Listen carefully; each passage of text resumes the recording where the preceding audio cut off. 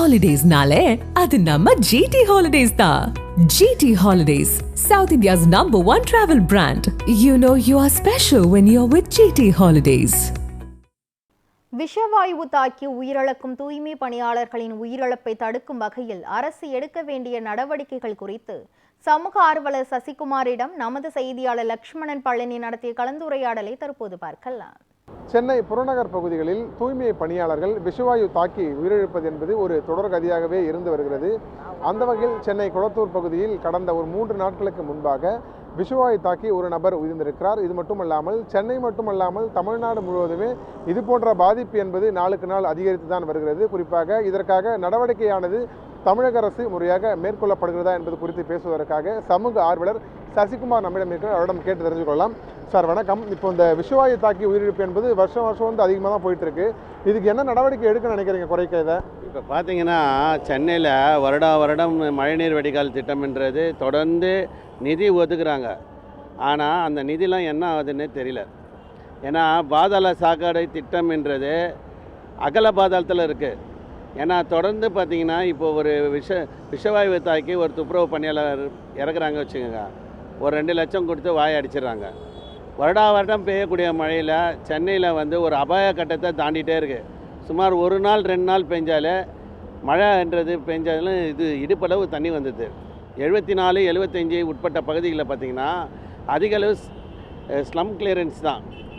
அங்கே பார்த்திங்கன்னா குடிசைகள் நிறைய இருக்குது. அங்கேயே வந்து க்ளீன் பண்ணலை அவங்க. அப்புறம் எப்படி சென்னை மாநகரம் ஃபுல்லாக ஜோன் இப்போ 15 ஜோனில் அவங்களுடைய ஒர்க்கு எப்படி இருக்கான்னு பாருங்கள். அப்போ மழைநீர் வடிகால் திட்டன்றது அந்த நிதியை முழுமையாக அரசு வந்து பயன்படுத்தணும். அதை வந்து எதனா ஊழல் பண்ணால் கூட அந்த அதிகாரிகள் மீது தொடர்ந்து நடவடிக்கை எடுக்கணுன்றது தான் நம்மளுடைய கோரிக்கை. ஆனால் ஒரு துப்புரவு பணியாளர் இறந்தால் 2 லட்சம் 3 லட்சம் மிஞ்சி போனால் அவங்களுடைய வாரிசுக்கு பெருக்கிற வேலையை கார்ப்பரேஷனில் கொடுக்குறாங்க. இதுதான் இப்போ நிலைமையாக இருக்குது. சரி, இப்போது இந்த விஷவாயு தாக்கி இறந்துடுறாங்கல்ல, அதுக்கு என்ன நடவடிக்கை எடுக்கணும்னு நினைக்கிறீங்க? என்ன அரசு நடவடிக்கை இருக்குது தவறி இருக்குன்னு நினைக்கிறீங்க? இல்லைங்க, தொடர்ந்து மழை டைமில் வந்து க்ளீன் பண்ணுறதோட வருடம் அந்த நேரத்தில் போய் க்ளீன் பண்ணுறதோட தொடர்ந்து இந்த பணியை வந்து மேற்கொண்டு நேர்க்கணும். ஏன்னா ஜனங்களுக்கு அவேர்னஸ் இல்லை. அங்கங்கே குப்பை போடுறாங்க. அதனால் வந்து குப்பை வந்து தேங்கி நிற்கிது, காவாலையும் போடுறாங்க. அப்போ அடைப்புன்றது எப்பயுமே இருக்கும். அந்த நாளுக்கு போய் நீங்கள் மழை டைமில் போய்ட்டு அதை க்ளீன் பண்ணுறதோட தொடர்ந்து இந்த ஆகாய தாமரையெல்லாம் இந்த கூவத்தண்டை பார்த்திங்கன்னா இன்னும் பல இடங்களில் இருக்குது.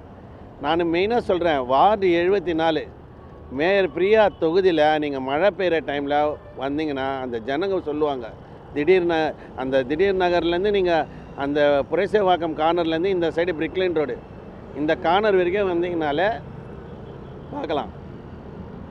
சரி, இப்போது இன்னும் அந்த விஷவாயுன்றது வந்து சென்னையில் இல்லாமல் தமிழ்நாடு ஃபுல்லாகவே இதுக்கு ஓரளவுக்கு பிரச்சனை தான் இருக்குது. இதில் வருஷம் வந்து இந்த பலி எண்ணிக்கை வந்து தொடர்ந்து தான் போயிட்டு இருக்க தவிர குறைய மாட்டேங்குது. ஆனால் இப்போவுமே சென்னையில் ஒரு 3 நாளுக்கு முன்னால் கண்டிப்பாக இந்த குளத்தூர் பகுதியில் ஒரு டெத்தாக இருக்குது. இப்போ இதெல்லாம் தடுக்க வந்து மாநகராட்சி என்ன நடவடிக்கை எடுக்குன்னு நினைக்கிறீங்க நீங்கள்? அதுதாங்க சொல்கிறேன், மாநகராட்சி வந்து நடவடிக்கை என்பது துரிதமாக இருக்கணும். அந்த டைமில் பண்ணுறதோட இந்த பணியை செஞ்சிட்டே இருக்கணும். ஏன்னா மாநகராட்சி ஊழியர்கள் என்பது இருந்து கொண்டு தான் இருக்கிறாங்க. இப்போ துப்புரவு பணியாளர்கள் தொடர்ந்து பணி செய்தாலும் மக்கள் ஒத்துழைப்பு என்பது இல்லை. அதை வச்சு அந்த டைமில் போய் பண்ணுறது தொடர்ச்சியான பணியை மேற்கணும். 2வது, துப்புரவு பணியாளர்களுக்கு பார்த்திங்கன்னா இந்த க்ளவுஸு இந்த உபகரணங்கள்லாம் ஒரு சில இடத்துல கொடுக்காமே நானே நிறைய வீடியோ லான்ச் பண்ணியிருக்கேன். நிறைய இடத்துல துப்புரவு பணியாளர்களை பாதாளத்தில் இறக்குறாங்க, சாக்கடையில் இறக்குறாங்க. அந்த நபர்கள் குடித்து விட்டு இறங்குறாங்க. ஃபுல் தண்ணியில் இறங்கி அதை க்ளீன் அந்த ஸ்மெல்லில் வந்து பண்ண முடியல. அவங்க உள்ளே போகிறப்போ ஏற்கனவே போதையில் இருக்கிறவன் மூச்சு திணறியே சாகிறான், போதிலையும் உள்ளே இருந்து ஏந்துக்க முடியாத அளவுக்கு செத்துடுறாங்க. இது ஒரு காரணமாக இருக்குது. ஏன்னா துப்புரவு பணியாளர்கள் பாதாளத்துள்ள இறங்குறவங்க குடிபோதையில் இறங்குறாங்க. இது நானே நிறைய இடத்துல பதிவு பண்ணியிருக்கேன், இங்கேயும் பண்ணுறேன். ரொம்ப தகவலுக்கு நன்றி சார். குறிப்பாக இது அப்போ உபகரணங்கள் கொடுக்க வேண்டும் எனவும் முறையாக பராமரிப்பு இன்றி காணப்பட்டால் இது போன்ற நிலைமை தான் காணப்படும் என தொடர்ந்து சமூக ஆர்வலர்களின் கருத்தாகவும் இருக்கிறது. உடனடியாக பருவமழை காலங்களில் மட்டுமே இது போன்ற தூய்மை பணியில் மேற்கொள்ளாமல் தொடர்ந்து சென்னை மட்டுமல்லாமல் தமிழ்நாடு முழுவதுமே தூய்மை பணியில் ஈடுபட வேண்டும் என கோரிக்கையாகவும் இருக்கிறது. நியூஸ் 7 தமிழ் செய்திகளுக்காக ஒளிப்பதிவாளர் ஜான் மற்றும் சந்திரனுடன் செய்தியாளர் லக்ஷ்மணன் பழனி, சென்னை.